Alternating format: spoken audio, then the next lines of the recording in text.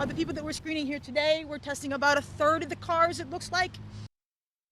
Hundreds of people waited in line for hours only to be turned away. The Central Outreach Wellness Center still managed to test 400 people in the parking lot outside of the Pittsburgh Zoo. That's where we find KDKA's Meghan Schiller. She joins us live to explain why some people finally got tested and others were sent back home to quarantine. Meghan.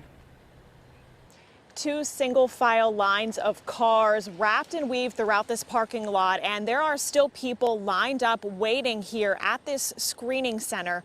We saw one man who entered the line when we first arrived at noon, and he finally just got past this screening point and he was allowed to be tested.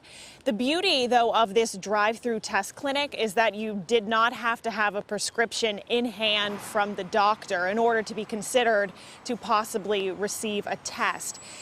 If they had screened you here today and deemed that you did need a test, they would write you a script right on the spot. They said today they can test 400. I just asked them. They said they have not yet hit that number, but they are very close. They expect to be here for a little bit while longer. They have 255 tests they can do tomorrow. The people in these cars waiting for 5+ hours, many of them wearing masks on their faces, gloves visible on the steering wheels. I talked to the lead doctor in charge about how they're making the tough calls. They're screened by nurse practitioners or doctors.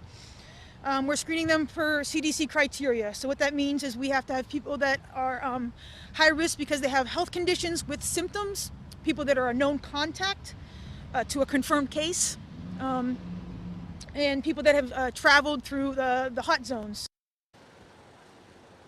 Those hot zones include New York, Seattle. They're also asking people if you've traveled outside of the country.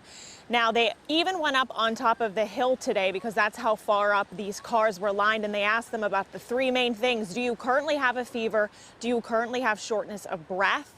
And do you currently have a dry cough? If the answer to any of those three was no, they were telling people to turn around and self-quarantine at home for 14 days. As for the people who did get tests, they will hear back in 1 to 2 days. Again, they'll be back out here tomorrow. A little more than 200 tests available. Reporting live tonight, Meghan Schiller, KDKA News.